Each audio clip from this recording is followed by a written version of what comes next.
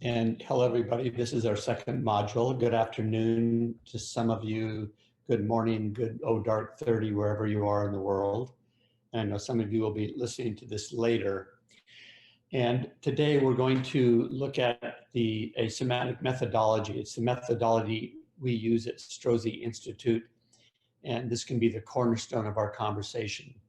So as I said before, the conversation really, I hold it as an inquiry that we're having into the embodied life and what it means to be embodied, and how can we begin to use this shape or this form to enhance our transformation and to really set sail towards those commitments that we want to achieve during our lifetime. And again, let's begin with a centering practice. And the centering practice is one of the, it lands in one of the three circles that we have in the somatic transformation. And it's really around somatic awareness. So simply what we're doing in somatic awareness is that we're beginning to pay attention to the life of the body. We're moving our attention to the thinking self into the feeling self. And when we center, if you remember from last time, we're doing this on four dimensions. And in all living things have these dimensions, from a single cell to human beings, to the spider I just chased outside of my front door here, to rhinoceroses. And that's length, width, depth, and an organizing principle. We have a top and a bottom. We have a left and a right, or a right and a left, if you wish. And we have a front and a back. And we have an organizing principle. In our bodies, that organizing principle is our center of gravity, also called Kath or Hara or Tantien, maybe even Tanden. And as human beings, we call that our purpose. So bringing your attention to the life of your body, you can do this standing, or if you're able. If not, you can do this sitting. You can actually do this lying down too. When you lie down, we associate that mostly with sleep. So the tendency would be to fall into sleep. And what I'd like you to do right now is I'd like you to, whether you're sitting or standing, is I'd like you to come into your length and to feel your length. So the head, shoulders, hips. If you're standing, it's your knees and your ankles are all aligned. And this is the human line. This is the human line. And in this human line, what happens is that our eyes can see this way, our heart's open, our genitals are exposed, and we have use of our hands. And really, there's no other animal or mammal that can do this.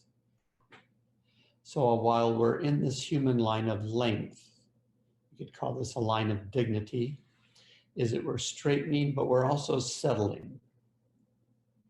And what settling means is that we're relaxing with gravity. It doesn't mean capitulating. It doesn't mean sagging.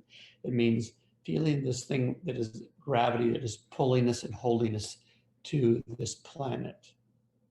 And we can begin with our eyes, let our eyes soften. That's coming behind the eyes. That will relax these muscles. It'll also relax around the back. And it will relax the optic nerve, which helps relax the brain. And that relaxation will go down through the central nervous system. And relax your jaw, both at the hinge and at the chin. That doesn't mean that your mouth is hanging open. It means just there's a softness along this band. Just a softness. And the system is designed so the teeth never have to touch. And as you go through this with me, as I lead you through this, what's most important is you don't look at it as a concept or an intellectual idea, but rather something that's felt.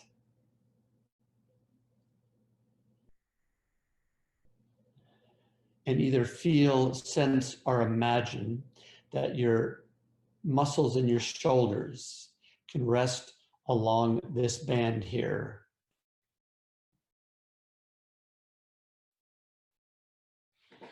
So your shoulders are dropped.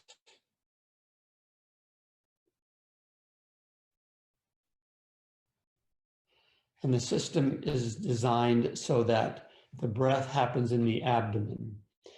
So you might want to take a few minutes, maybe take a few deep breaths and kind of blow out like a horse does. And let the breath drop. So on the in-breath, the abdomen goes slightly out.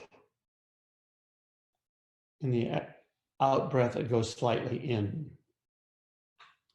A rhythmic cycle of breath happening at the abdomen.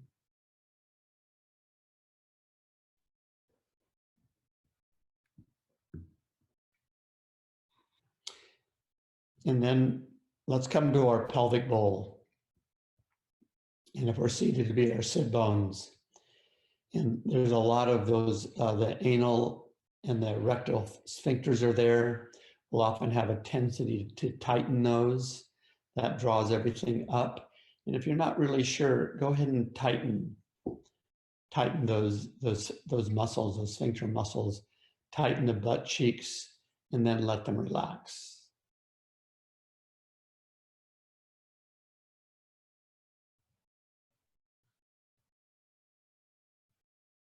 If you're standing, your knees are soft. They're not necessarily bent, but they're just soft. If you are standing, try this. Actually lock your knees, press your knees back. And when you do that, notice what happens to your low back. A lot of low back problems happen because people just plant their legs, put their heads on top of it, and then lock those knees. But really, we want the knees soft. And again, to remember that the system's designed that the mass, the muscular system, is held by the skeletal system. So can you feel, sense, or imagine that you're resting on your bones?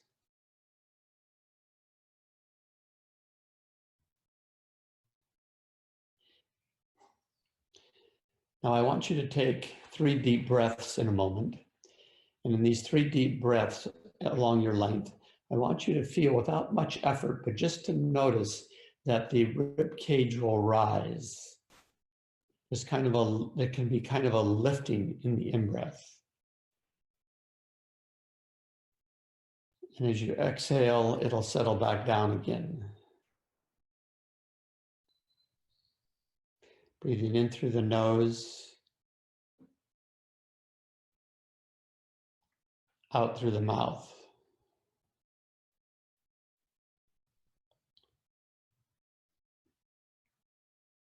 And together, all together on the 3rd time. In through the nose and out through the mouth.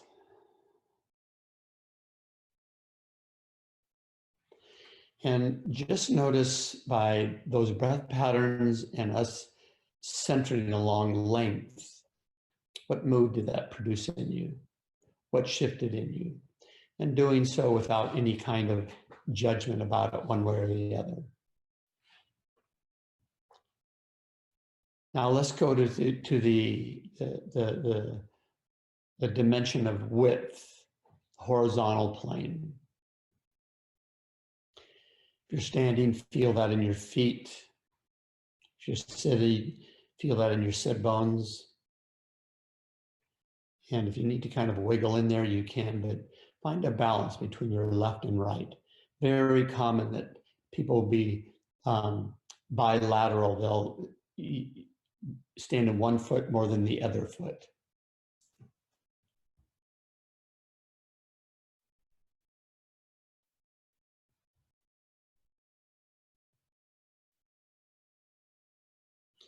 And feel that the knees are balanced with each other.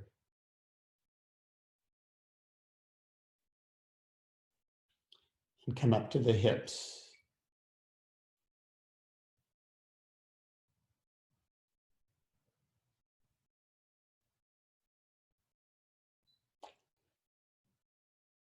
And at the rib cage. Shoulders.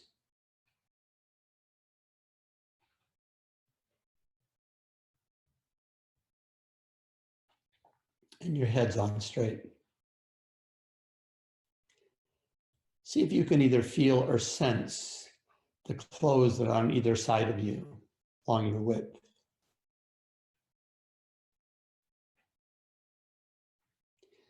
If there's something living in a life form in your room, a dog, I see some people have a dog, maybe a plant. If you have stones, can you extend out to them, feel them? Width is this big horizontal plane that we live in. If you're outside, the sky, people walking by.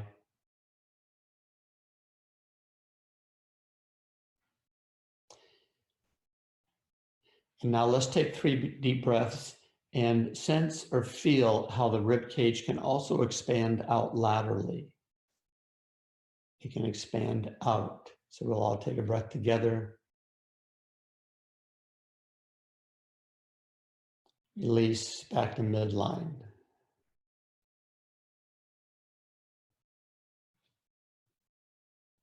And again.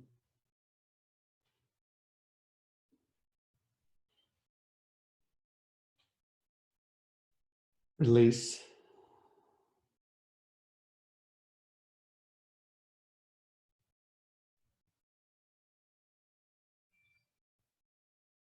And again.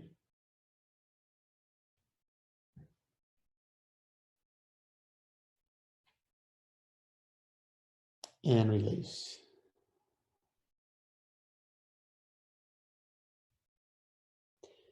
And notice by having that somatic awareness of taking that inventory of our width, what do you notice now? What has shifted, if anything? What mood are you in? What state of being are you in? Might have been memories or images that appear. So now we go to our depth, front and back. And as I said last time, because so many of our senses are in front, and we always have, usually now, almost all the time, have some machine in front of us, just like we have now. Let's start with our back, bringing your attention to your back. Really like you can settle back and into yourself. Sense of spaciousness back there, a sense of awareness back there. That you're in a field that is supporting you from behind. As an inventory, can you feel the space in your low back?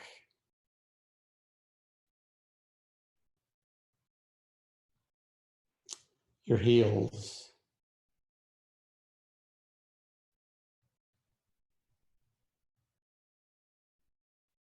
Between your shoulder blades.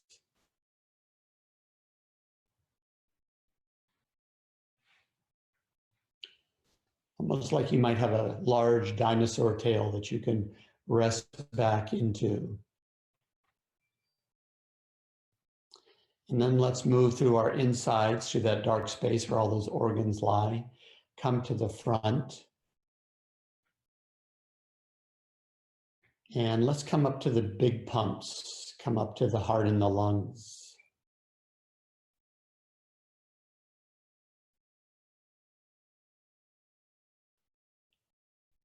And the belly center. All that footage of intestines, your pancreas, your organ, your bladder, your spleen, doing all that good work.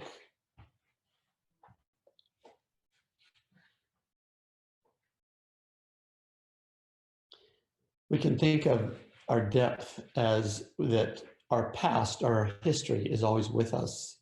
We're historical beings and always pushing us. We act only in the present moment. We're only here and here and here and here in the present moment. And in this present moment, it's common that we will monitor or have a radar out for our best possible future for our loved ones.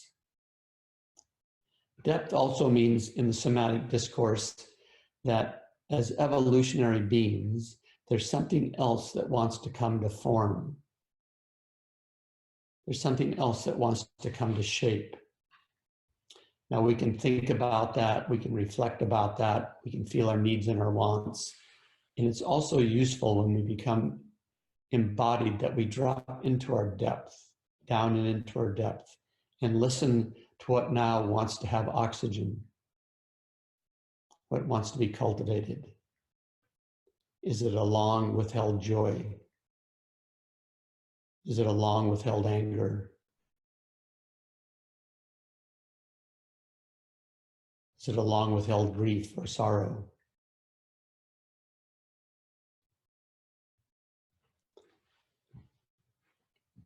Now, let's take three really deep breaths from our depth. And I want you to feel the possibility of how the body can move in its depth, forward and back. So you're feeling in the back of the lungs, the ribs that are back there, the ribs that are in front. Let's take 3 deep breaths.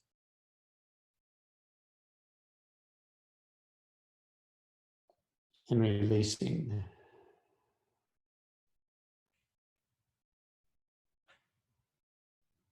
Real deep breath.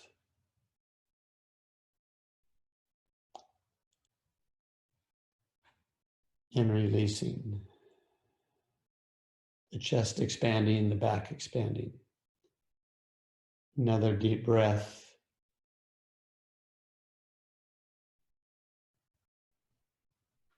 And expanding. And release.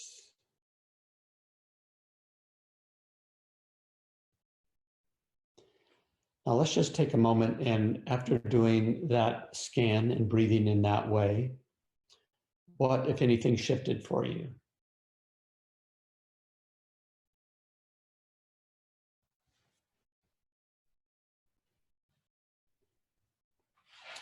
Now put your hand just below your belly button.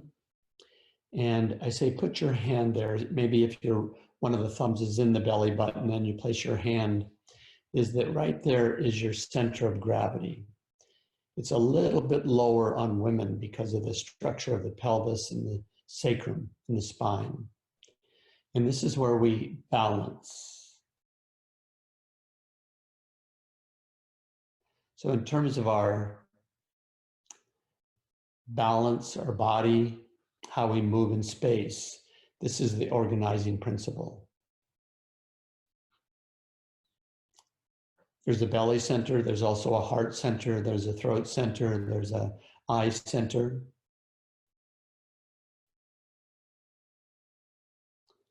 But with your hand right here, feeling that sensation, now drop your hand, but keep your attention dropped.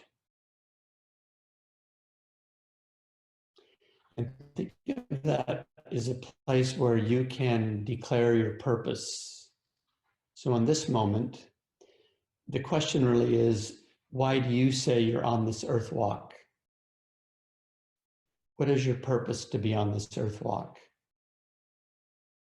It may come across like an idea or a cognition, but really we want to allow that to come into this shape we call our soma.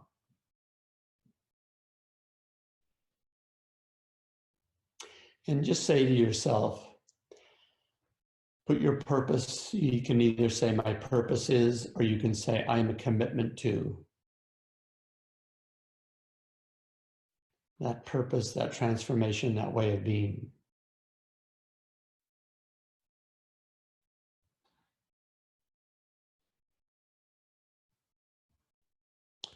So maybe just a few of you in a moment say that going through that process, what mood did it create in you? You could say it in a word, you could say it in a short sentence, you could say it in a piece of poetry. For me, it produced a much deeper sense of gratefulness.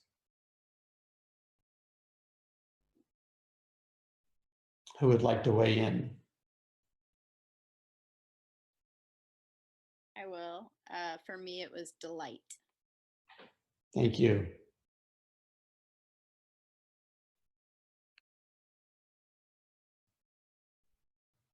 For me, it was relief. Mm-hmm. Thank you. I felt a sense of expansiveness. Mm. For me, is it okay I'm talking? For me, it is calm and centered. Mm-hmm.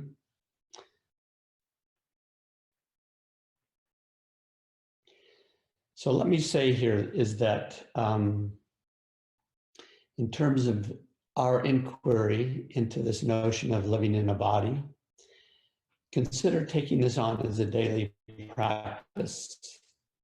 Something that you might even do 4 or 5 times a day. Just stop, either seated or standing, and to feel yourself in this way. It's also important to remember that if you're working with clients and you're sitting across from each other, you could say, let's get present by coming into our feeling self and you do it with them. I'm going to let my eyes go, let my jaw go, drop my breath. And, we can say, I will do that with clients. And I can say that when we start from this place, we're with our most mature self. We're not so much with our reactionary self or our self that is caught up in the daily battles and tribulations, but it's a way to get ourselves present and to relate with each other much more strongly in this way. It's also, we should make a note that many people, when they start to enter into their body in a new way, they'll pick it up on the negative. They might say, oh, I notice my low back hurts. Or they may say, oh, it's kind of bewildering that you say take these deep breaths and I really can't take these deep breaths. It feels like there's something caught in me. Or some people that have more radical or severe trauma, the increase of sensation may be too much of a flooding for them. So when we do that, we want to really legitimatize or authenticate what everybody says and how they say it. And they can begin to look to see if there's a real value in it. Okay, before I go here, I'm going to switch and go really to the somatic methodology. There was a note from Nam Taro, and he asked me to make I had mentioned embodiment and mindfulness last time, and what actually did I mean by these things? So very simply, mindfulness is really the practice of being aware, and being aware of our breath, being aware of others, being aware of the environment, being aware of our own sensations, being aware of temperature, being aware of movement, being aware of shape, being aware of a holding or a contraction. So mindfulness means that we're attending to, we're bringing our attention to ourselves and as well as to the world, and building and coming in touch with this field of what we would call awareness. And embodiment we can think of in 2 ways. One is the embodiment in which we are learning to actually live from our body, live from our feeling and sensing self, as well as our rational, discursive self, where we're thinking. But we're also including this sense of feeling, the sense of sensing itself, the sense of energy actually moving through us.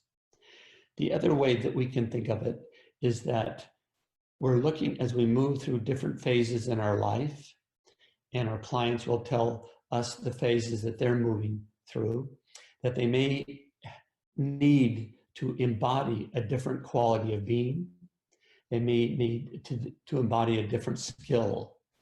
So for example, there are people that have a difficult time making requests. And they might say, oh, if I start making more requests, I will look weak to other people. Or if I make a request, people will think I don't know, I can do it myself.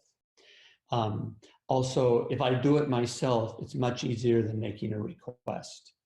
So there's a story behind something like that, or making a powerful, rounded assessment of somebody, or making a commitment, or making a declaration about the future. These can be all, we can think of all of these as skills. And in that sense, we're talking about how do we embody those skills? How do they actually become part of who we are? And what we know is that the best way to embody is to practice them, and to practice them in a very conscious, mindful, aware way. And most research has shown us that 300 repetitions of something give us body memory. If you go back and remember when you're driving a car, and you go brake, and it really starts to come through the frontal cortex. You think brake, and then you put your foot down. And then you do that over and over and over again, it becomes embodied.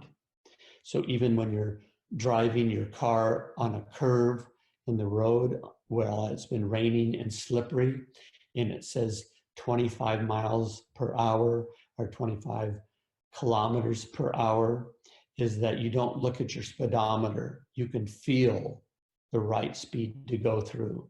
That means that it's embodied in you.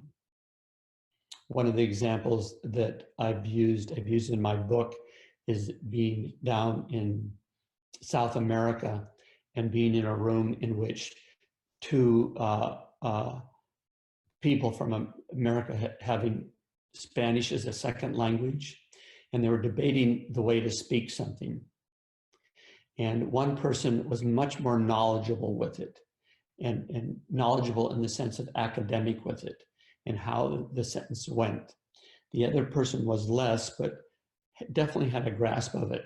All of a sudden the door opened and something said that spoke in Spanish to us. And the person that didn't have the academic understanding, but could actually speak Spanish and respond to that person and coordinate with them, that person in a certain way, we would call that embodiment. That was who they were, and they had that skill at hand, and they could talk in that way. So now, ma'am, I hope that that answers that to you.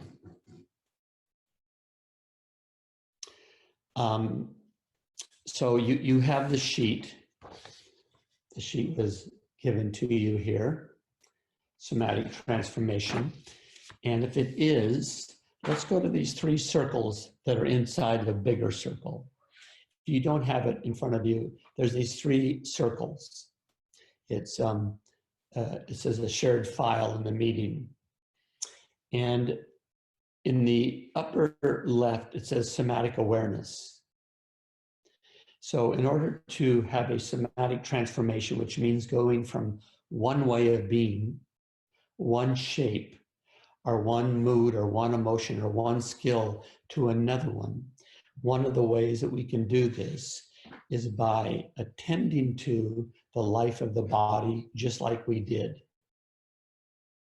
That we're attending to sensation, which is the building block of life.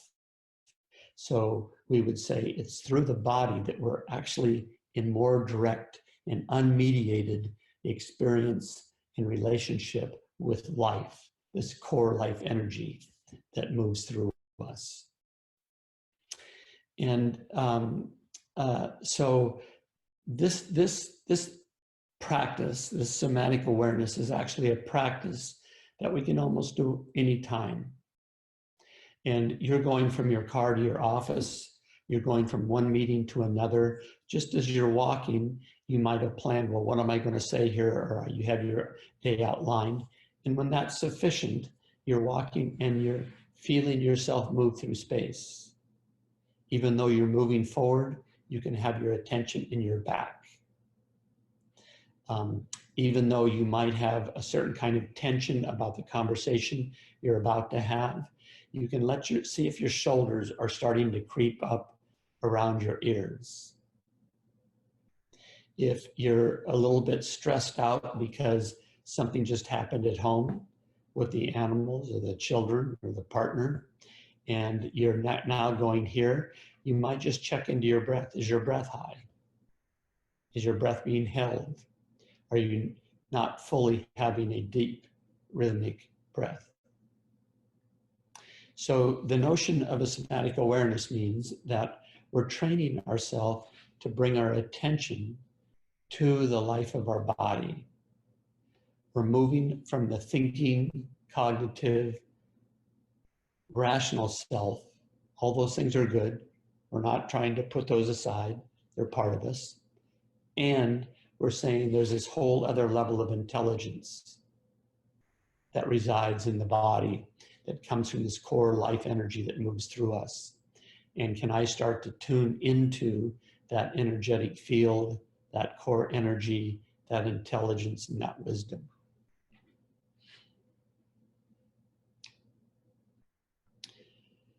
At the bottom circle is called somatic practices. And I will start by telling you the story of a man by the name of Carl Furillo. And Carl Furillo was the most valuable player for the old Brooklyn Dodgers. And he played the right field fence at Ebbets Field, and it had these very strange corners on it. And he was one of these people that could play this fence with tremendous mastery and skill. And a young Howard Cosell, a newscaster, was interviewing him, was quite in awe with him. But what he said to him is, he said, you know, Carl, it's just extraordinary how you can play this right field fence. And how do you do that? Because nobody else can do it. And Carl Furillo kind of screwed up his face, and he looked at him and he said, I friggin' practiced. And I want to say that from the point of view is that what we know and what all research knows is that if we're going to learn something so that we can take an action that we previously couldn't take, and we can take this action when we're under stress, what's necessary is to practice it.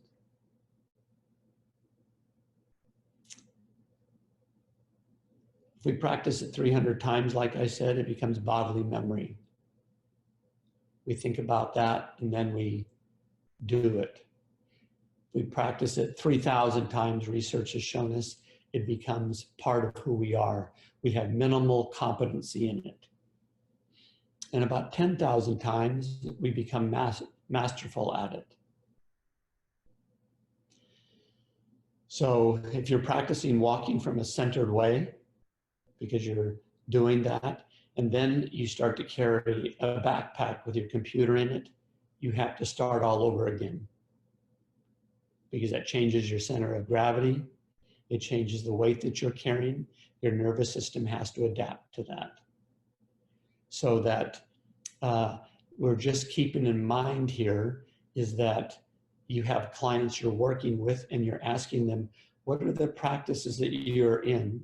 Or what practices would you invent or imagine that you could be in order for you to learn this new way of being, to heal yourself, to build trust with others, to have a more intimate relationships, et cetera, et cetera, et cetera. And as practitioners, it's just crucial that we have our practices ourselves.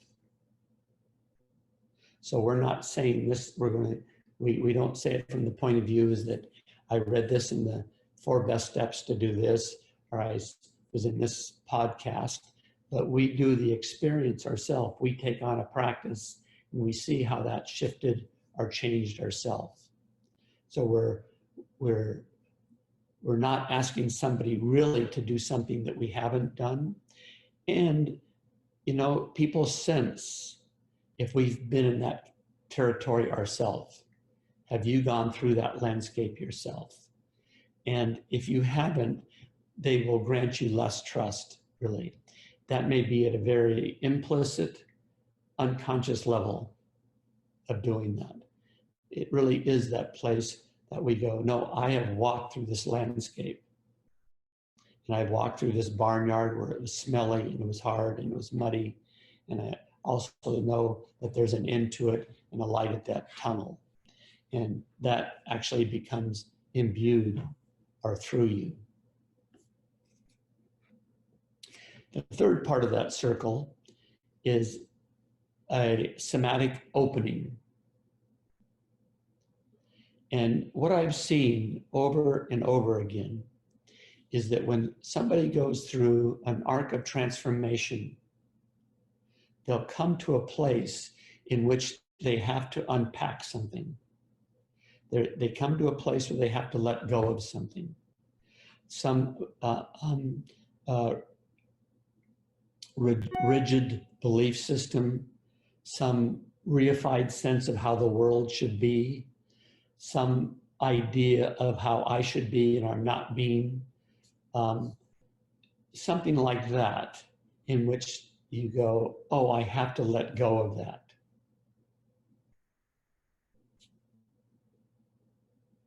In other words, we're really releasing something. And for many people on that path, it becomes deeply, deeply spiritual experience. Because really what you're letting go is a sense of loss. And you're in the experience of who I think or who I thought I was really isn't that anymore. So in many ways, it can be tantamount to a dying for people. And it's something that we want to really respect that people go through. We want to make sure that we have gone through one of those changes ourselves. You can recognize it by you've been in a long-term relationship and then there's a divorce or a breakup. Not only with your partner, perhaps with your children. There's a death. It could be a sudden death where somebody is just snatched, or even the death where it's a slowly decline until the body is given up.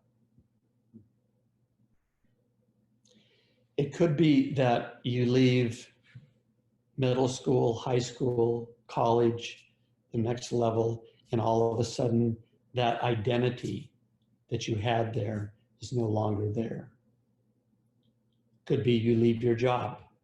It could be the job leaves you, saying, no, you're not needed here anymore, and so forth. And those kinds of, the person that is reflective and recognizes this has to be seen as some opportunity or meditation, that they will begin to look at, and we can encourage them to go, what do you have to let go of? And excuse me for 1 second, I'm getting a prop.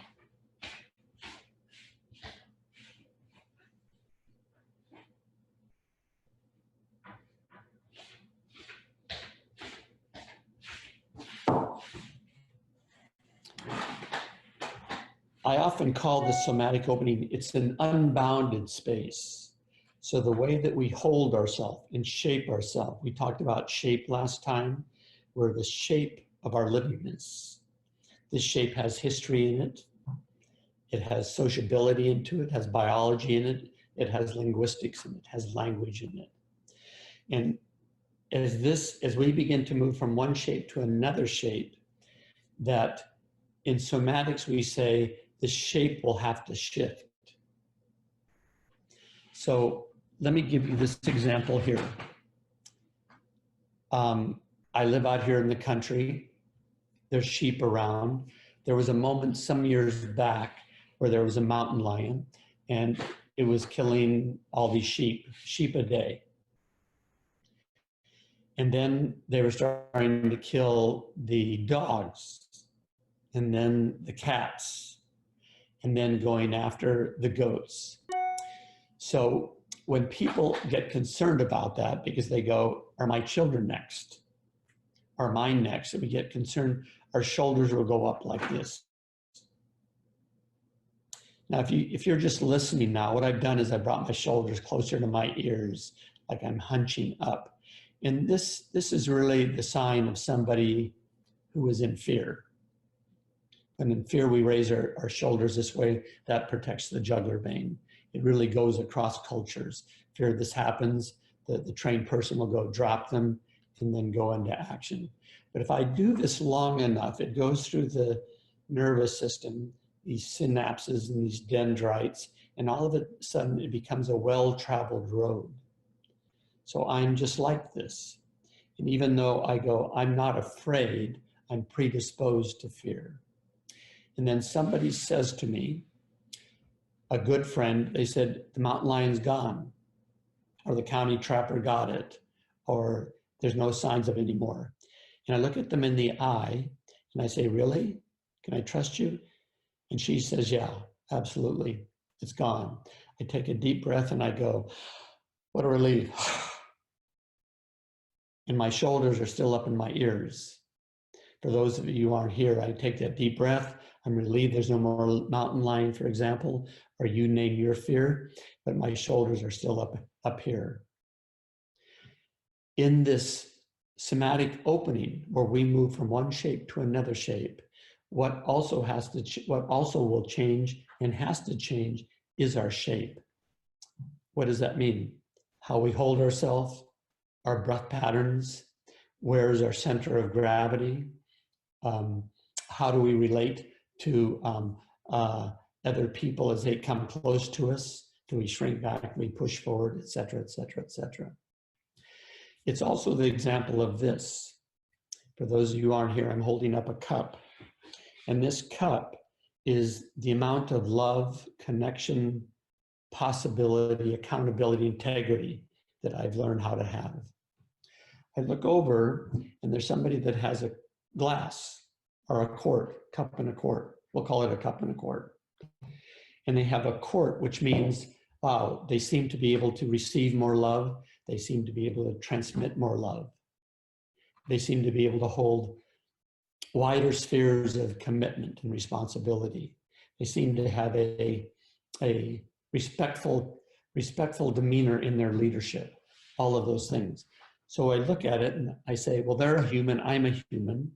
And now I'm going to let go of this and reach for this. I don't know if I can do this on the screen, but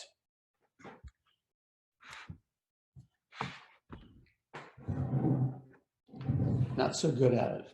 Anyway, here's the cup. And what's necessary is we take the cup and we set it down and we reach across for the quart. Where it's necessary in the somatic opening, there's this big opening that we have to navigate from the cup of going to the quart. And our institutions have failed us on how to do that. Our institutions have told us what the capital of France is, at what temperature water boils, how high Mount Everest is, and et cetera, et cetera. But it doesn't tell us that we are living processes. We're evolutionary beings. And we have this thing called a brain that has tremendous possibility. We have this thing called a complicated, complex nervous system that can do many things. And we have a spirit inside of us that's capable despite the news, of really good things, of really good things. And so we haven't been taught that when I leave college, the automatic community I had there, now I have to build my own community. Because when we went to college, there's all these things on bulletin boards, and I'm going to this and I'm going to that, and I fall in with people, and there it is. We're all together every day walking around campus.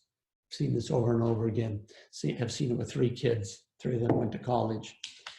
And inside of that, we're being asked to take a different shape. We're asked now to move towards this. Many people do this. Here's the cup. Here's the cup. They leave it and they go, they're in between. They go, too dangerous. I'm coming back. I'm letting go of this. I come here, too scary. I'm coming back. And I want to say that with great respect because it is scary. There's some of people that come over here, they go close their eyes, hold their nose and jump for the court, and the court falls down. They're not actually in a conscious, aware way on a path of transformation. I will just bull my way through. I'll buy my way through. I'll do what I have to do to my body so my body will change through science, et cetera, and not going, I have to traverse this. There's a group of people that are like this. I let go of this, I come here, and they get frozen here. That's a clinical space. That could be schizophrenia, that could be psychosis. So inside of the space between the cup and the court is actually a tremendously creative place. Somatically, one might think of it as a huge, open-ended, unbounded protoplasmic ocean. And at some point, as we traverse this, we can't remember where we came from, and we can't quite yet see where we've gone to. And we're in this ocean, and the boundaries that we've had, what we've had before, is the are beginning to loosen up or even disappear. You know, it was like Einstein, he said, how did you discover the theory of relativity? He said, I felt it in my muscles. I'm taking a hot shower, and that's when it came to him. Because we no longer have those bounds on us. And so much, if you read the biographies of artists, innovators, creators, there's a place where they've been in that kind of transition. So as a polarity, there's 2 things that can happen here. One is, this is the worst nightmare I've ever been in. This is terrifying. I don't know how to move with this. I don't know what this is. For other people can going, like I'm in my body now. I've been waiting for this for a long, long time. Been waiting for this for a long, long time. And it's a feeling of warmth, and it's a feeling of well-being, and it's a feeling of being on path and being on purpose. Somatic opening can be supported by somatic awareness, somatic practices. It can be, in those practices, can be things like movement practices. It can be things like bodywork practices. It can be like things like breath practices that I do, yoga, meditation, qigong, karate, whatever you hold there.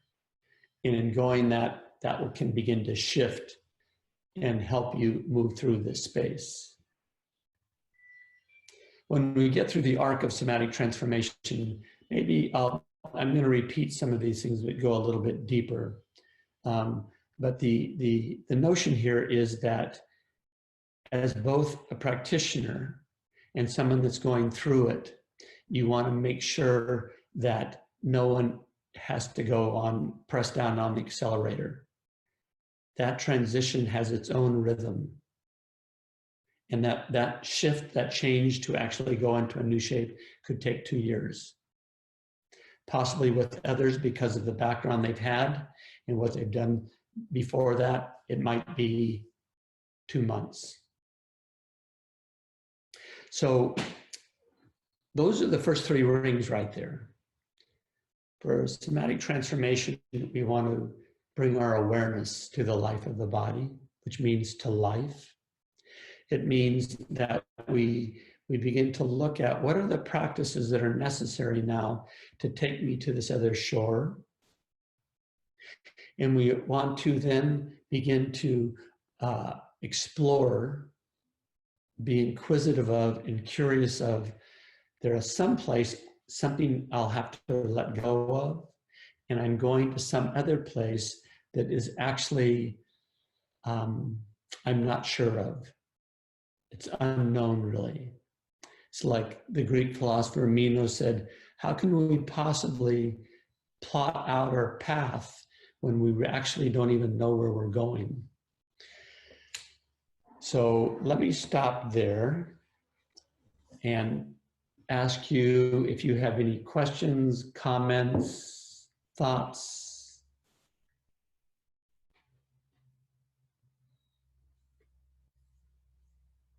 What do you got? Can I speak? Can you hear me? Yes, is this you, Hazel? Yeah, it's Hazel.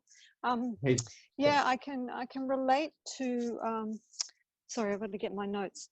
What you were saying about the transformation arc, because I've just moved from Australia, left my whole life, my work, everything, to be here with my daughter, and not knowing what it would be for me.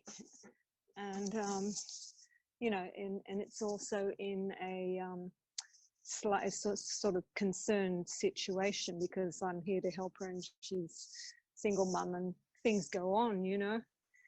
And so I can understand this real frightening spot.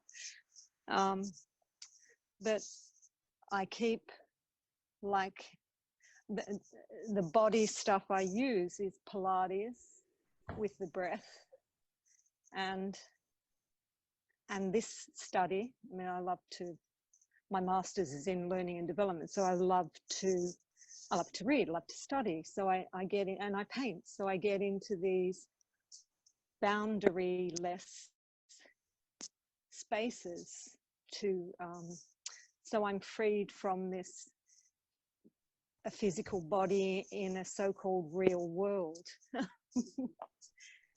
And I don't know if it relates to what you're speaking of, but I was just thinking about that. It's so, to me, is it to do with this somatic transformation arc situation? I've also done, I'll just tell you one thing, that I studied Buddhist psychotherapy, so for a year, and I had to do lots of body work. And so this shape stuff, you know, we had to do our own practice, and I had to work with other people, and that was about getting them, you know, where was it in their body? Where was this sphere? Was it a shape? Was it a color? Blah, blah, blah. So I don't know, how can you, I feel I'm in that situation of unknowing, total unknowing. You know, I don't know sometimes what's around the next corner, or how long I'll be here, you know, like all of that stuff, which is almost totally unnecessary to even know about, you know.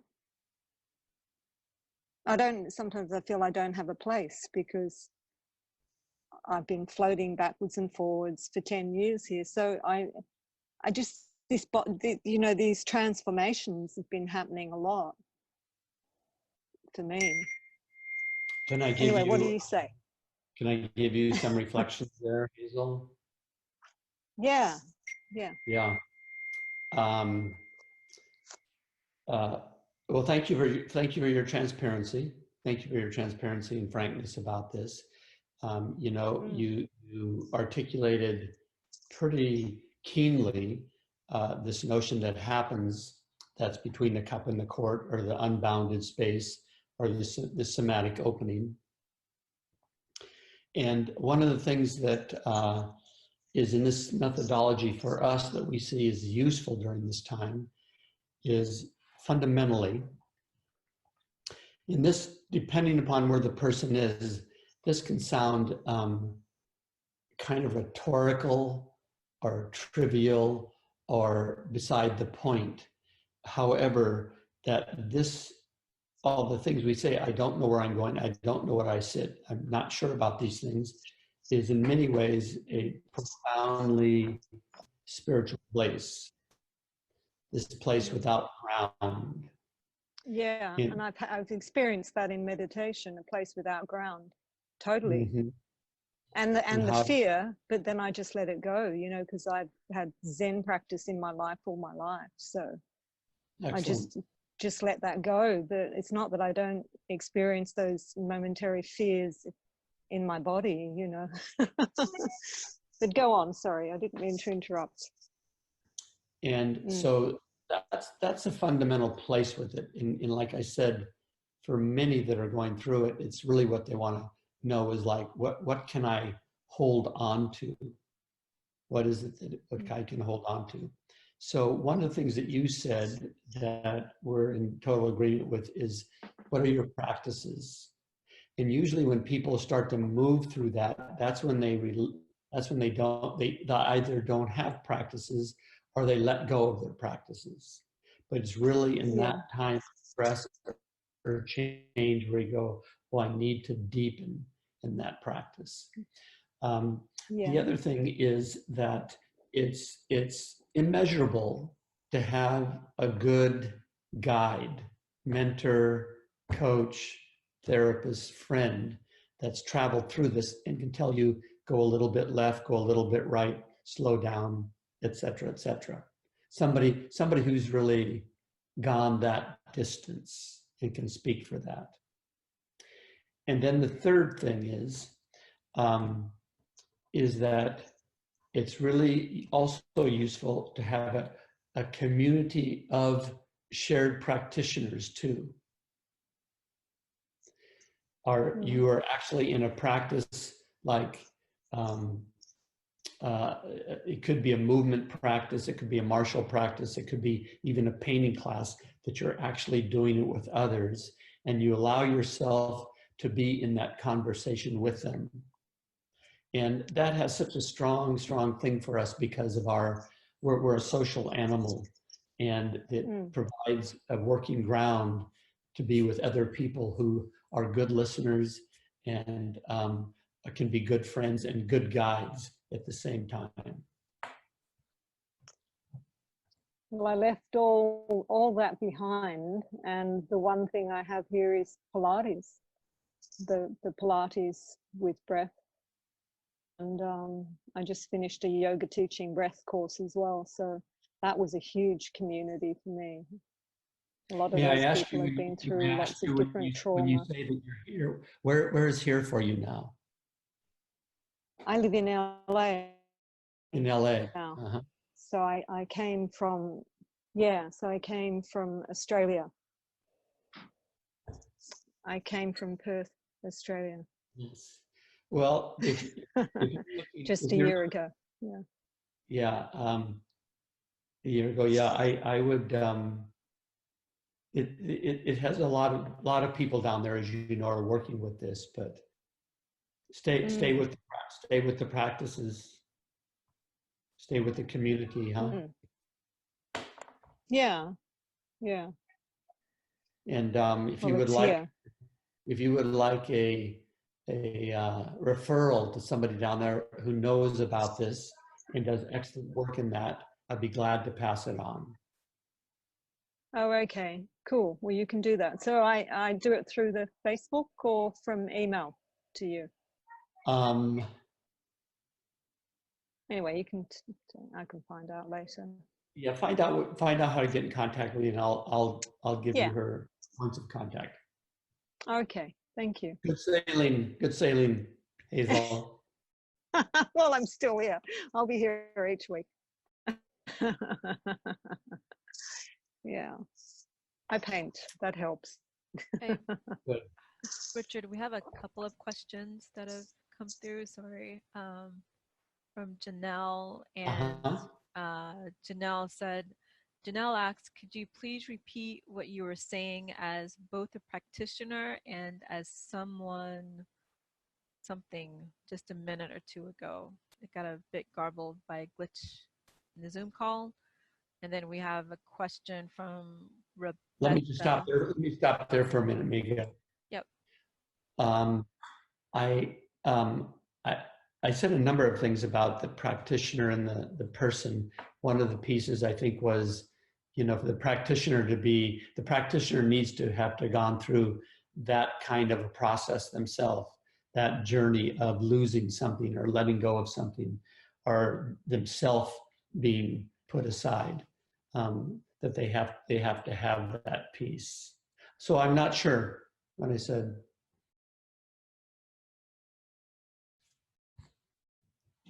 What was the other question? I don't have the exact question. It's just if anyone, Rebecca has a question, if she wants to unmute herself, and then Naya and Effie. Good.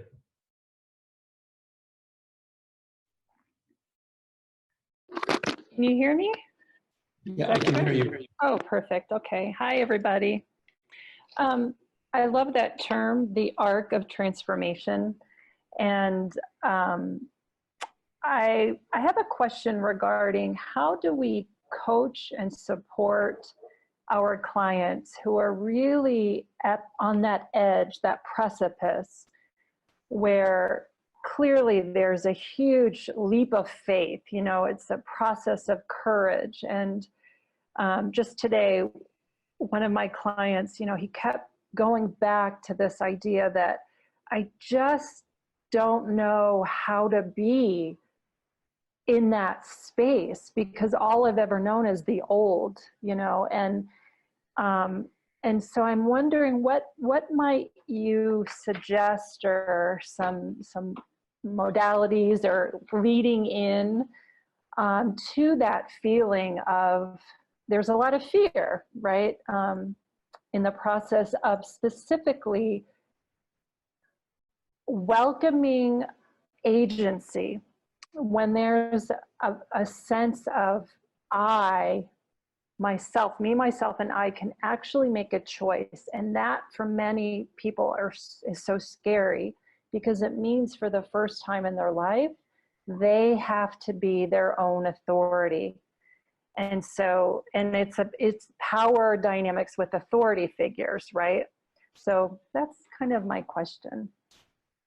The first thing that comes to me, Rebecca, is that the emotion has been surfaced, and ask them, and then from there, what we want to do, go deeper into the emotion. And one of the most direct, immediate ways is to ask them, and if you would point to a place in your body, which is the epicenter of that emotion, where is it? And have them go in there and building the context that this is an informant, this is a friend of yours, that's actually, this is part of your house that's taking care of you. And what is it they're saying? And how does it actually live? And then, as you know, you're a therapist, yes? Coach, therapist. Coach, yoga teacher, and life coach, yes. Somatic coach. I like that term better now.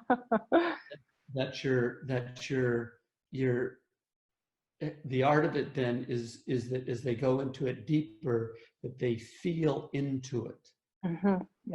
They feel into it, distinct from I can describe it, I can acknowledge it, I can articulate it. That they really feel into it, and in that way, allowing the emotion to actually emote, to move through them. Yeah. What's clenched? How do you clench? can you clench more? They may want to go and explain those things. Keep moving it back and back to the body. Yeah. There's a real intimacy and familiarity with that. Yeah, I thank you for validating exactly what we did today. That's exactly what I've led him into doing. My internet's a little unstable. Can you hear me? I can hear you. Okay, good. So that's exactly what we did today. However, this particular client wants to go back up here instead of here. So I'm trying to keep him there. And again, maybe again, it's to the edge of how much he can have at that time to go in and continue, because there's an analysis that begins to happen in a story. And some of that's very informative also. That's what's safe. That's what's safe. Yeah, exactly. And you can legitimatize and authenticate that, oh, you're going to someplace safe now. And ask them, is there any other way that they can feel that safety without having to leave the feeling? Yes. Yeah. What does that mean? Yeah. It could simply mean that they feel their feet on the floor, feel their sit bone, feel their breath. But in other words, they begin to build that embodied observer or witness to the fear itself. Yeah. And then if that begins to happen, and of course, you know that this notion of them going back to their heads and thinking about it, that process can take, 3 months. Yeah. Yes. You just have to realize that, because of what's laying ahead, that uncertainty. The other piece of that is that at some point you'll come to, what do you need? Now you said that he said earlier, I don't even know what I need. And that's very valid. You can also in the present moment and say to him, what do you need from me in this moment? Because that can keep them, the life force, living in the present moment too. Yeah. Is that useful? Yes, very, very useful. Thank you very much. Yeah, I You're might have welcome. another comment as that sinks in, but thank you so much. I appreciate it. Yes. Let's have one more, and then I want to go to the next outer circle. Looks like Effie was kind of chimed in first to ask a question. Effie, okay. Hi, yeah, I was actually going to ask about how the spirit and the landscape connect in the social context to the inner circles, but you just said you were going to communicate about that. Is that correct? Yes. Okay, then I also have another question. Let me go there, Effie, and then after that, you can ask a question. Can you hold that? Yep, sure. Good. Everything that we do is inside of a social context. And we live in a culture that much is seen from a psychological point of view, from the primary caregiver point of view, and maybe out to another ring of community. And inside of this notion of that particular perspective, we lose sight of that there are larger forces.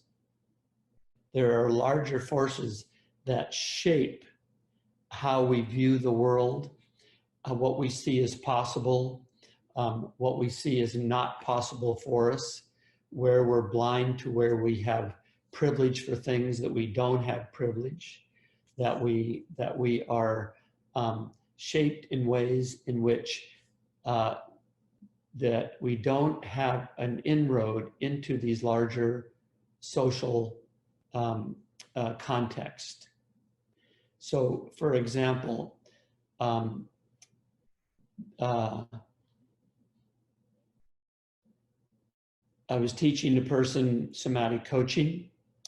She was coaching a African-American woman.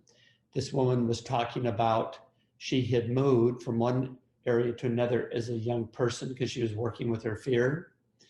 And they moved from a predominantly Black neighborhood to predominantly a white neighborhood. And her parents were saying to her, this is different now. And when you leave, you have to be paid more attention because there's racism and you will be projected on in a particular kind of way. It doesn't mean that they're bad people necessarily, but this is inside of the race that we live. The woman that was working with her jumped right over that and listened to how her parents taught her how to be afraid, as opposed to, no, that concern, that ceaseless concern, or that fear is what you needed. That was actually what you needed. And of course, that's living now. Perhaps there's a way that we can look at, if you go into other domains, can you let go of that? But basically, she couldn't see that the social context was the thing that shaped her. Did it come through the parents? Yes. Did it come through the primary caregivers? Yes. But really, it was the context of racism in this country that actually began to form her into this fear set. And this place here is a place in which we're a psychological consciousness kind of culture. We live in our own stories, and we lose sight of these other rings, like we become that bird that flies in that air. We become the fish that swims in that water. And to be competent, expert, masterful coaches or therapists or teachers, we want to see that people are shaped because of gender, race, class, and ethnicity about these larger forces. So what's a larger force? A major larger force is capitalism. We live in the postmodern stage, the late stage of capitalism. And it affects everybody in all kinds of ways. And it has intersectionality with other things. For example, for me, as a white, normative, hetero male, it's at my age, in my education, it's pretty easy to get a loan in late stage capitalism. For a person of color, a woman, or maybe a trans person, or a different ethnicity, it can be almost impossible. They don't have access to that level of authority or power. If you're just working on, they don't have the personality or the character or the ability to stand up and go ask for the loan and be a certain presence, we're missing that whole other piece. And this social context is just informing us and shaping us all the time. And really, it is our responsibilities as advocates for human beings. It's our responsibility as having commitment to a grounded compassion and an equity and parity, that we educate ourselves in these things. We educate ourselves in this notion that all these problems just aren't these psychological problems of be shared. They're deeply and intimately interwoven into the social context. Another example, here's an example for me. Some years ago, I'm in a meeting with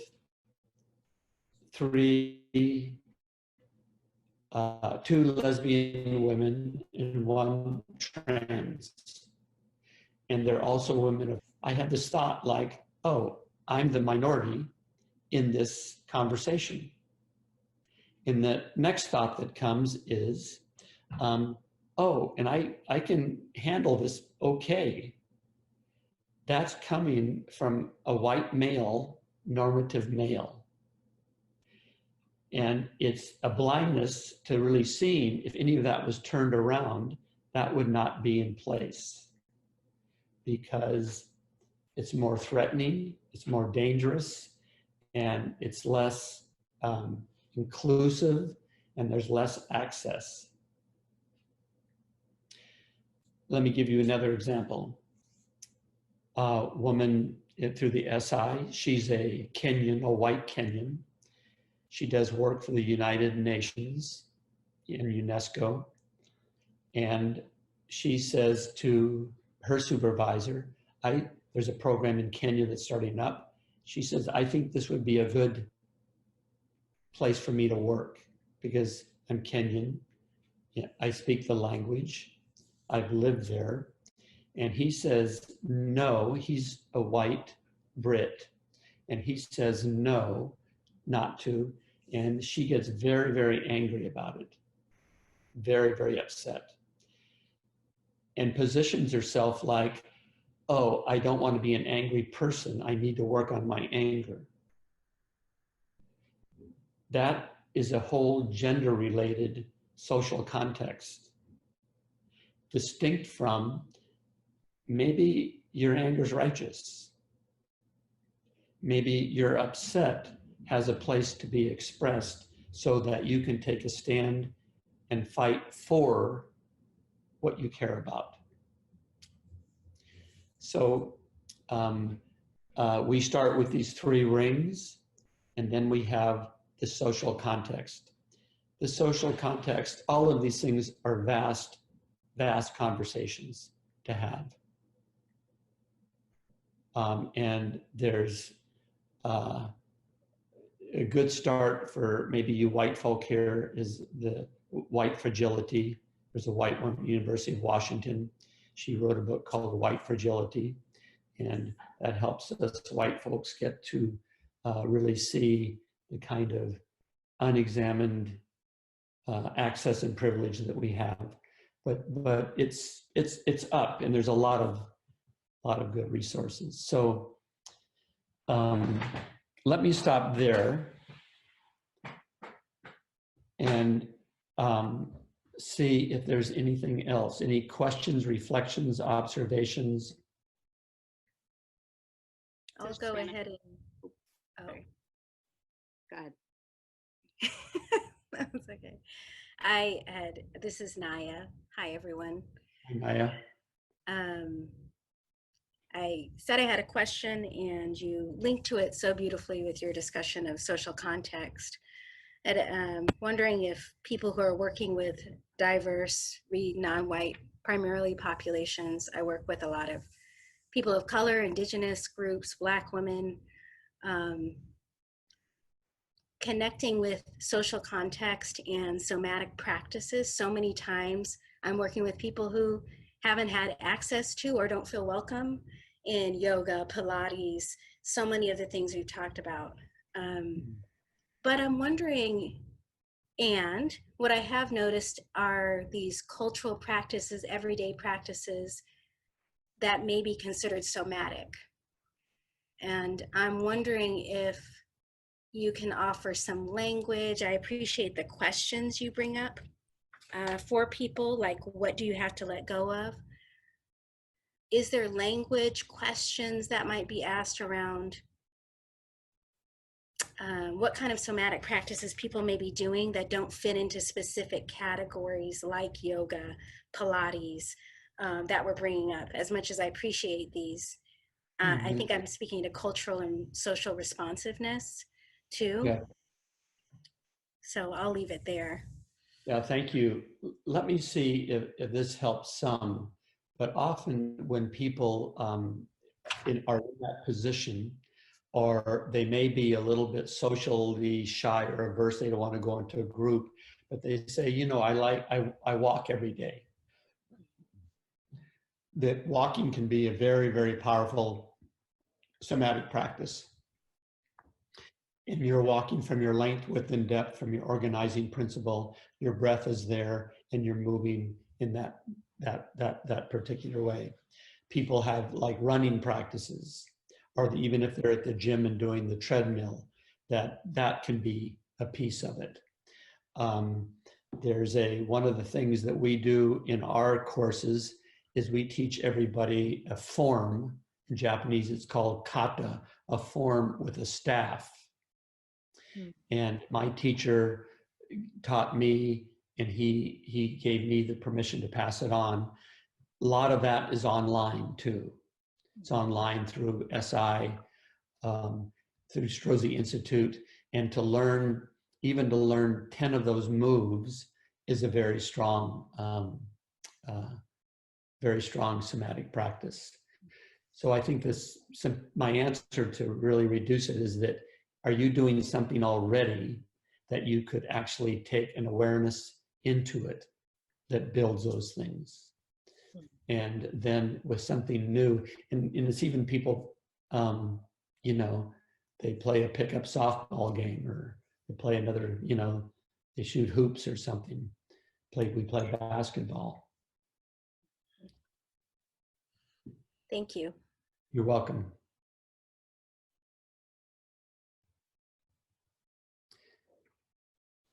Effie, would you like to, you were in the queue there. Literally, both of my questions were answered between what you brought up and then what Naya asked. So I feel full. Okay, good. Thank you. Yes. Anyone else before I move along here? Richard, this is Dan. Can I make a comment? Yes.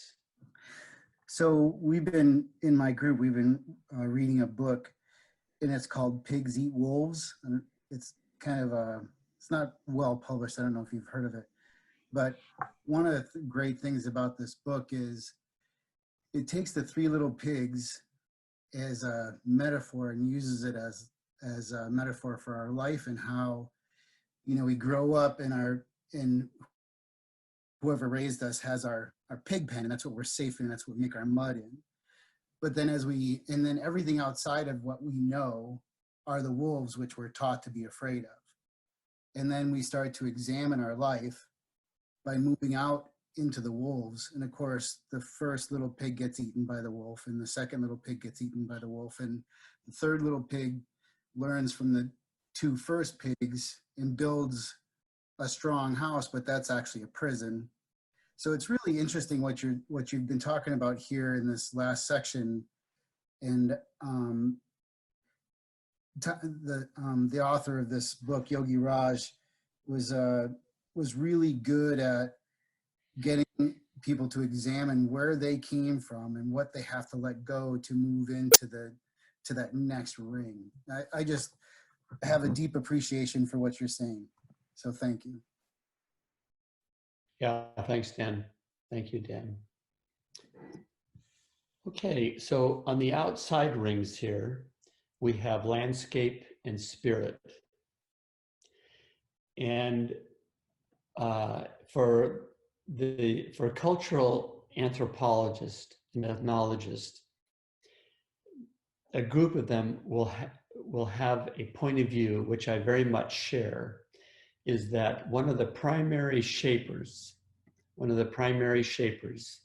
among these other things we're talking about is the landscape, is nature, and how people growing up in desert environments, people growing up in coastal environments, mountain environments, people who are growing up that have landscape, but it's not their land.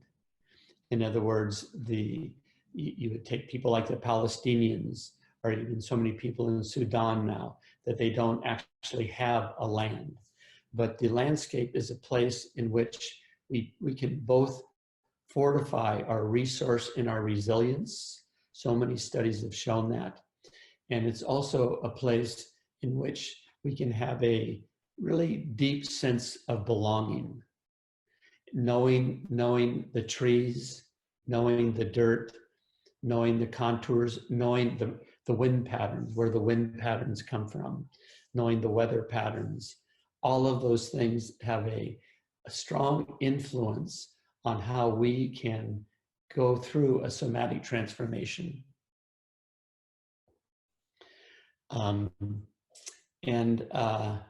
You know, the most research shows that in people in trauma and live in kind of a reified sense of stress is the things that move them. One would be nature or landscape, animals, art, and spirituality.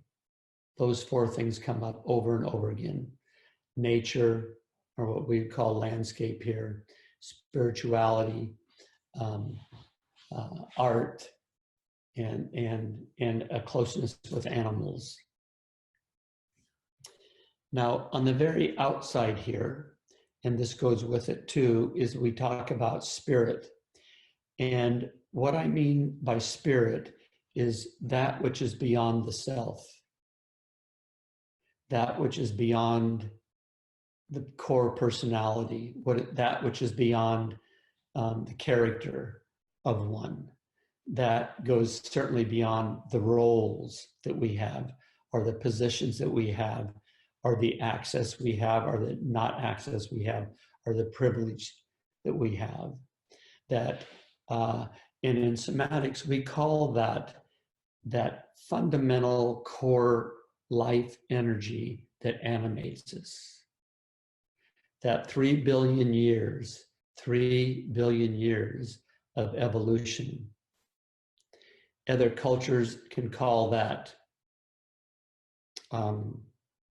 ki, chi, prana, elan vital, kaph, a lot. It's prevalent where there are human beings, and it could be the universe. It could be the stars in the sky, but we say that our spirituality, our connection to that which is intimately linked to us, but feeds us and nourishes us, that is a place that we can contact through our soma, that we feel that in our breath, we feel it in the streamings that move through us, we feel it as this sudden response to something that we just naturally make that response. We feel it in the way that we have dreams, or the images that come up, or those things that begin to guide us in one way or the other.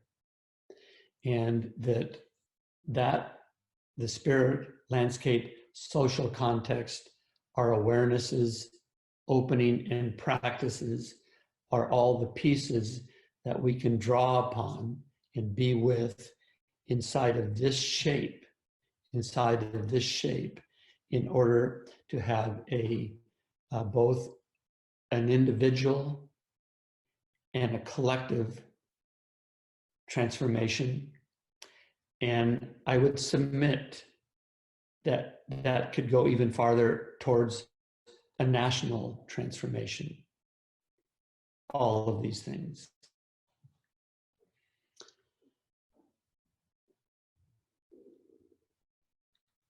What do you mean by national transformation? Countries. Oh. Countries. Just moving into another country? No. Or just doing work with other countries? No, countries themselves. If we look back on history, we see that there are ways in which not only countries have been formed, but also ways that they've transformed themselves. Yep. I've got that. Yeah, I thought of something like that. Yeah, okay. I think I know what you mean. Yeah. Can I give an example? Is this Hazel? Yeah. Is there time or not? No, I No, don't there's have time, to. Hazel. I just want to, first Yes. of all, give an opening to see who hasn't spoken yet. Okay? So let's just put that in a parking lot right now. Anybody else? What are your questions? How can I make this relevant to what you're doing personally, to what others are doing, to how you're working with your clients? Hi, can I please say something? Who is that? It's Kim. Yes, yes, Hi. Kim, please. Yeah, I just had a question for you, Richard, please. I was talking to one of my colleagues yesterday, and our organization is going through a huge transformation at the moment. And one of the reasons I enrolled in this course was, as a director of the organization, I thought it would be a really good way to help lead us through this change. And anyway, I was talking to one of my colleagues yesterday, and I was so excited. I was telling him about this course and about how I wanted to go and do your boot camp next year. And he said to me, oh, and I've been reading like Simon Sinek's book about Leaders Eat Last, and I've ordered the Leadership Dojo, and I'm just really excited about the whole potential of leadership looking different than traditional leadership. And anyway, he said to me, oh, you're wasting your time. That's such a waste of money. What are you even doing that for? Leaders are born. You're either born a leader, you can't learn how to do it. And I just was interested in getting your thoughts on that, because obviously you help people develop their leadership, and I just wanted to get your thoughts on that idea about, because I've always felt that I have some natural leadership qualities, but I've been wanting to develop those further. But he just like dismissed the whole thing out of hand and just like, well, you're either born a leader or you're not. You can't learn it. Yeah, thank you for the question, Kim. I'll just start off by saying is that I unequivocally, without question, see that leadership can be trained. And I don't say that academically, because in the many decades that I've been doing this, I've been in this inquiry and developing this, and I've seen over and over again where people have come into a leadership position because they had the commitment, because they had the vision, and they needed to learn certain things to do this in a way so that they could mobilize and motivate others to an observable goal. So whoever to say that people they're either born or they're not is really old school. It's really old school, and it's seen leadership as a thing and not as a process. And as human beings, we have this capacity to begin to lead our families, lead a little league team, lead a NGO, lead a nonprofit, lead a government. All of that can be trained. So yeah, I don't know what else to say there, but I'm glad you're asking the question, and I'm doing what I can to say, don't believe what he said. Yeah, thank you. And Kim, is your organization, is it a nonprofit or an NGO? What is that?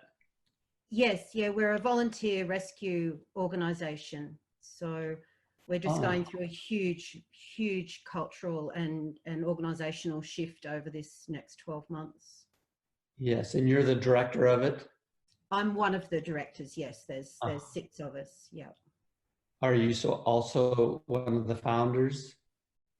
No, I've only been in this role for about 9 months. So it's, yeah, it's a big learning experience. But yeah, I've always been interested in leadership, and I've, I've practiced Qigong, and I've done a lot of that for a long time. And I'm just sort of trying to bring all of that, because I mean culturally it's 50 years old this year, the organisation, and culturally, and it was interesting hearing you say that it is full of old white males, and I guess, yeah, that's a big part of the cultural shift. And I guess his comments just show what the thinking is of a lot of the people in the organisation. Yes. Well, maybe by the time we meet again in a week, or anyway, we have 4 more meetings. Maybe you'll have read the Leadership Dojo, and that'll provoke more questions in you and things like that. Yeah. Thank you. Thanks very much. Yes, you're very welcome. You're very welcome. Best to you on that. Don't give up the struggle. No, thank you. Mm-hmm. Oh, so just quickly, I'll let someone else have a go, but just somewhere towards the end of this course, I'd really love to talk to you too. I've spent a lot of time in Palestine, and I'm really interested in finding out more about your MAP program at some stage, maybe more towards the end of the course. Mm-hmm. Yes, very good. So how did you find out about that? I looked you up on your website, actually. Oh, yes. Yeah. Yeah. Just so I speak to everybody, I do a program. First of all, I started what's called Training Across Borders. And we brought together people from the Mediterranean Basin whose countries have been at conflict forever, you know, Palestinians and Israelis and the Bosnians and Serbs, the Greeks and the Turks, and on and on and on. And we practiced Aikido together. And Aikido is a very refined martial art that has a deep look at what are all our alternatives to conflict that just don't end in violence. And then also then co-founded the Mideast Aikido Project, where we work. The Mideast Aikido Project is with all of the Mideast, but essentially is centered around the Israeli and Palestinian conflict. Yeah, good. Yeah, thanks. I was there for 3 months as a human rights monitor in Hebron at the beginning of the year, and I really want to go back to Palestine, and that's why I was hoping to talk to you about it when I come and do one of your courses next year, is to maybe try and get back there in some capacity with that program. What organization were you with? I was with the Christian Peacemaker team. Well, listen, when you come out, give me some lead time so I know you're here, and then we can sit down and talk about these things. Yeah, that would be wonderful. Thank you so much. Yes.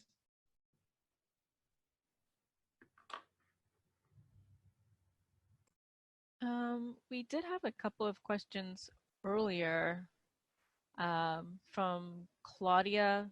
She said, I have a question. Last week you said that you sometimes start your groups stating their current emotion, body centering, and then perhaps some drumming or singing together. Can you talk a little bit more about the practice you would lead around drumming? If I refer to drumming, I think that I refer to drumming as something that is deep in our historical record as human beings, of drumming and moving together. In terms of the work that we do with organizations and teams, we don't necessarily do drumming. Sometimes there's a number of people, women in our core who are beautiful singers, and they'll lead us in a song. But no, we don't do drumming. I was referring to, I think I used the example of when our humans were pushing the woolly oxen over the cliff so they would have dinner and lunch. And what they did is that they played drums and they moved together in time. And that helped them coordinate doing that very dangerous event.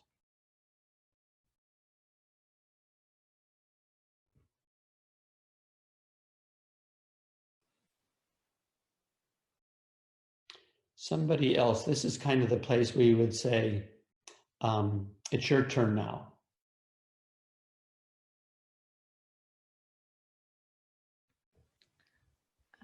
I did have one more question from someone. They left the call, Chris. He's gonna watch the video later. He said, he asked, can you speak to the experience of chronic illness? I have practiced meditation, yoga, dance, and qigong for many years. I eat really well and I live a relatively stress-free life. But most recently, my body is manifesting a mysterious all over itch. But at this stage, it's a complete mystery to me, and I'm at a loss to understand what my body is asking for. So I guess he's asking, he has a like fatigue and possibly autoimmune illness. And so I don't know, he wanted to get your perspective on what his body could be asking for.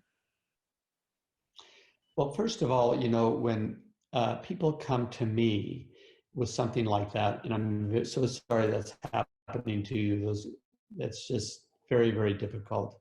And I'm sorry that you're in pain. But the first thing I always suggest is make sure that you see there's no organic cause to that. You know, in other words, that you could go to medicine and see that through blood tests or things, there's so many things, people live a really powerful, rich life like that, and they may be bitten by a tick or a spider and not hardly even know it. And it sets off a whole series of things that can happen. The other thing is that you said you live a pretty stressless life, but you could also look to go, is there something in your emotional body that you're not addressing and that isn't really allowing to have life and to come forward in some way? So really not knowing you or hearing deeper about it, those are the two things that I would say.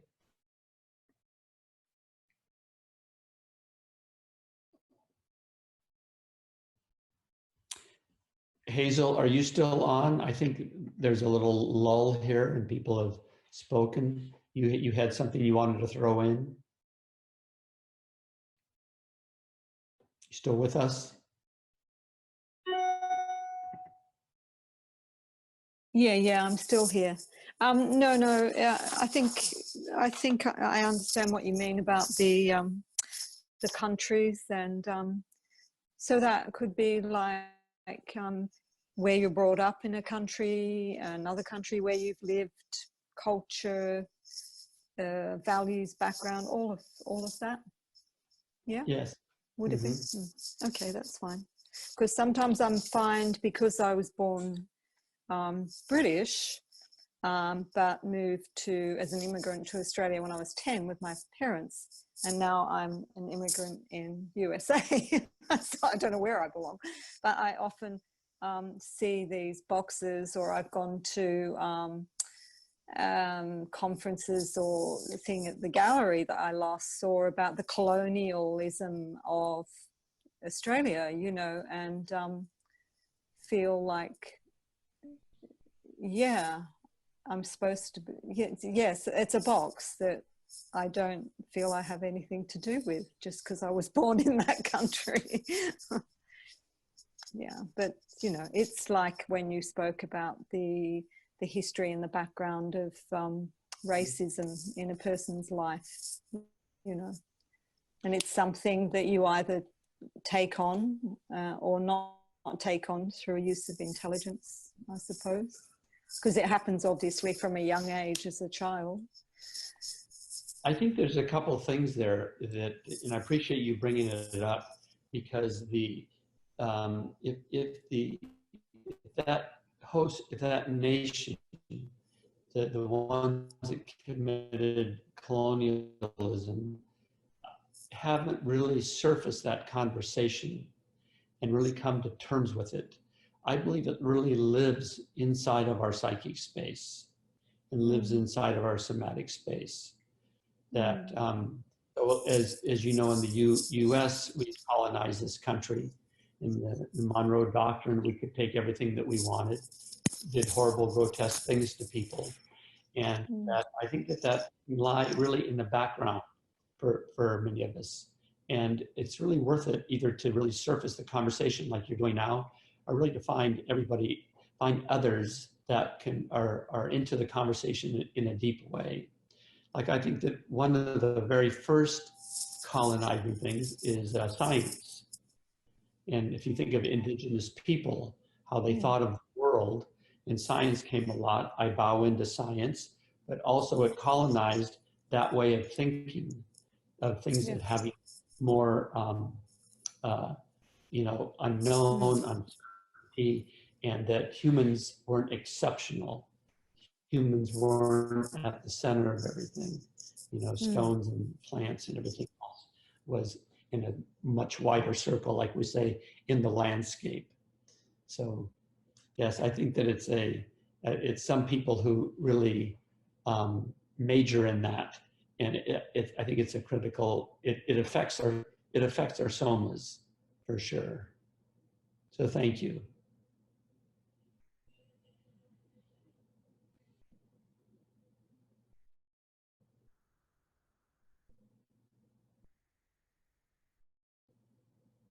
Go ahead, Effie. I think Effie had a comment.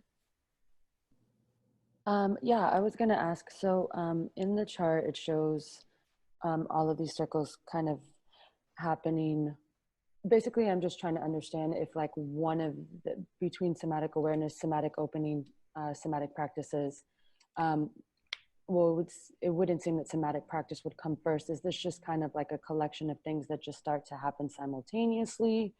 I guess I'm asking from the perspective of like, how do you begin to, if you're working with somebody, guiding them through this process of a somatic transformation, what's like the first step of starting that process with the person who's maybe doesn't necessarily like have the language or the reference for what they want to do, and so kind of being able to like lead them, but starting at a good place and creating that consciousness and that awareness so that they can really start to reference it from a feeling and a sensation, rather than just like words.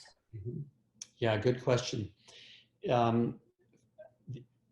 It really, in one way, it starts with the kind of identity that you may have as a practitioner in terms of the literature or the degrees or the practices that you do, and that people either have, oh, if I'm going to go to her, I'm going to pay attention to my body in a particular kind of way.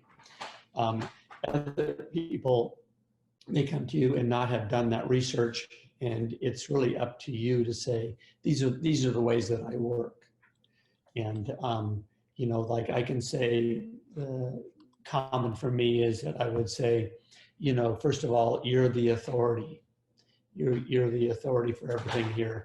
And what we're going to look at is what part of your authority can come to the surface, and what are the things that begin to sabotage that, and what is it that you really want to get out of this.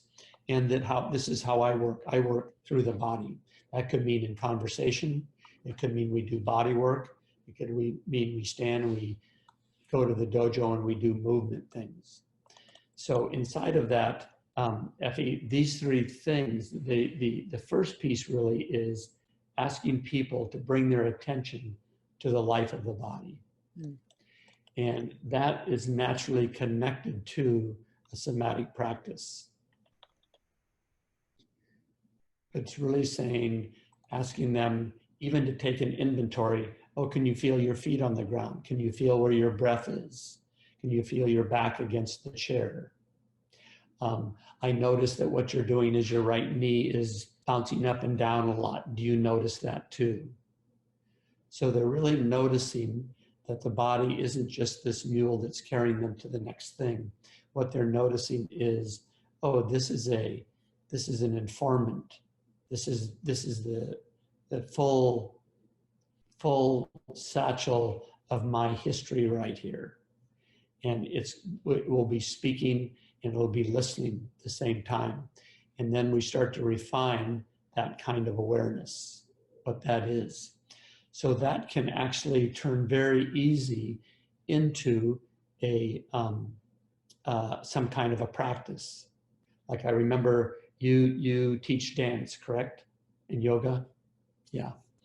So it may be that, you know, what might work for us working together is we see each other individually and then take one of the classes. And that'll, now that you're learning how to pay attention to the body in the proper way, and you might pay attention to the body and you might go, oh, my earlobes are too long, or I weigh too much, or I don't weigh too, you know, the critical mind comes in, and then they get to notice that too, and then switch back into what it is that I actually feel right now in this moment, so that there's a increase in self-compassion, and there's an increase in self-healing and self-educating and self-generating. So that's the first piece, very closely aligned to somatic practices. And I would always ask somebody towards the end, good work here. What practice do you imagine you need to take on to continue this good work when we're not together? And then that becomes its own conversation. And then as people begin to attend to and pay attention to their body, inevitably, they'll come to a place and going, oh, what I said I wanted out of this session, I see now that I have these whole other resources for myself and ways of being, and I'm going to have to release something else. I'm going to have to let go of something else. Then you start in the somatic opening. For some people, to actually get to you for help, to get to anybody for help, a teacher, a guide, a mentor, a coach, a therapist, they've already put themselves into the somatic opening. That may be the person that any kind of thing they've done about their own healing or their own growth, they've really done it from apartment 54B in Midtown Manhattan, and I'm doing it all online. And now I'm here with a 4-dimensional person. And so all those boundaries I had before are opening. So sometimes that moment there immediately puts somebody inside of that.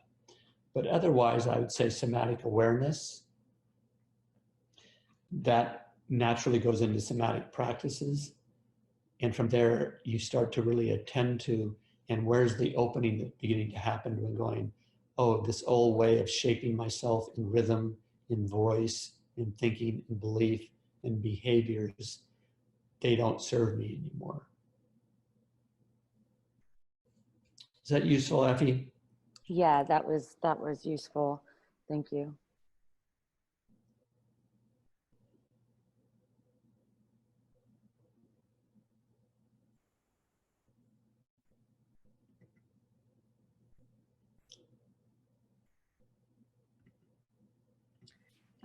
If there's not anyone unmuting themselves, Anne shared earlier she said that I would like to share that I'm feeling a lot of energy swirling around and wonder if the next time we meet, we could do a few exercises together besides just the opening.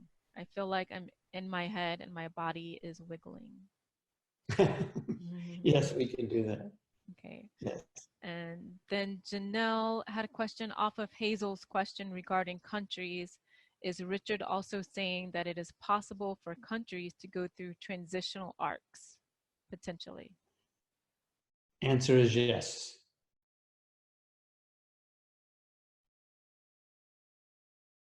Hi, Richard. This is Claudia. I have a question. I'm wondering if not tonight, at some point, will we talk a little bit about how to interpret the sensations that we feel potentially when we're in a group?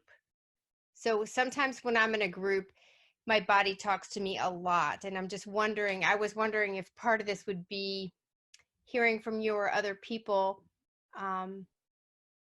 if anyone has almost come up with a code, or if it's everything is under interpretation when our body talks to us, especially around kind of other beings.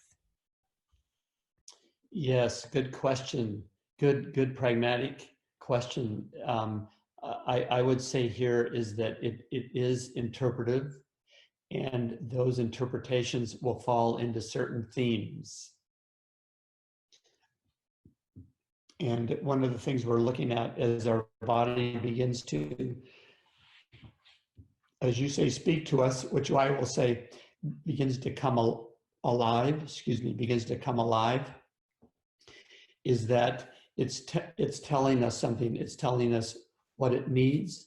It's telling us how we maybe can become safe. It's telling us what we need to do to belong. It's telling us what we need to do to have dignity here. And that it's a great partner and a great informant if the more that we become intimate and friends with it.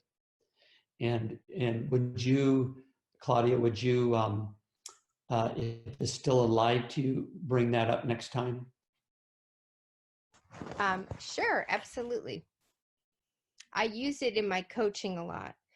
For example, if someone says something and then someone else says something, sometimes I'll get tingles all around, and I'll interpret it, okay, that there must be something resonating about that. But yes, I can bring that up next time. Thank you. There you go. There you go. Excellent. I can see everybody that is on, and what I would like to do is that I will say your name, and as we complete here, just say the mood that you're in. And maybe everybody, I guess, Mika, can you unmute everybody? Or do they have to unmute? I think they would have to unmute themselves. Okay. So let me start, and I'll say, I'm in a mood of reflection and curiosity. Mika, you go. I am in a mood of just processing, taking it all in. Dan? Yeah, I share the mood of curiosity and actually playfulness, because this is really fun. Michelle? Hi, I'm trying to think which kind of mood I'm in. Oh, I think I'm muted by host. Can you hear me? Yeah, we can hear you. Okay, thanks. I'm in the mood of reflection. Thank you. Effie? Balanced and inquisitive. Angie?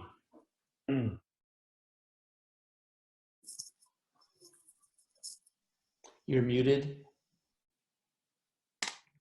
Hi. Contemplation and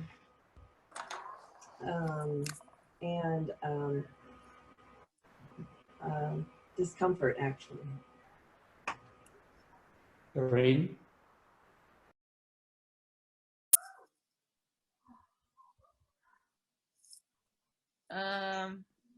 I would say I'm curious as well, processing, interested in learning more.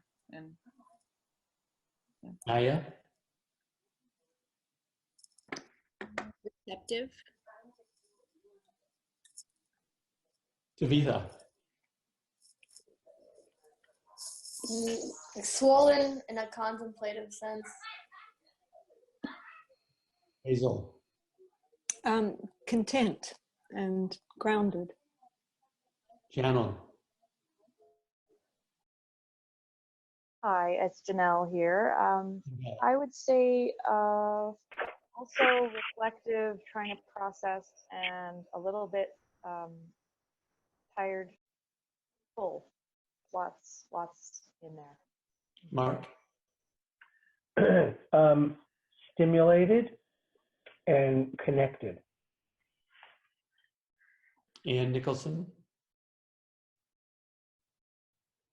I feel warm, and I feel relaxed and engaged. Thank you. Elizabeth? Enthusiastic curiosity. There's been a lot of really interesting things shared in the chat, which are the resources that I'm going to follow up on. Alicia? I am in mood of relaxation and reception. Rebecca?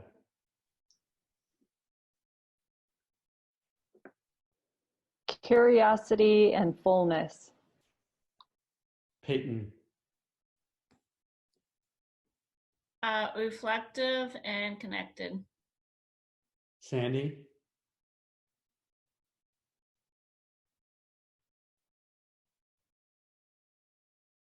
Contemplative and balanced. You there, Kim? Yes, sorry. No, my mood, I'm really, really excited at the potential and the possibility of this work. I feel really alive. So thank you. Thank you. Ida? I feel content, curious, content and curious. Claudia? I feel full. Okay, you all have a good week. And as we say at Strozzi Institute, take it easy, but take it. So long.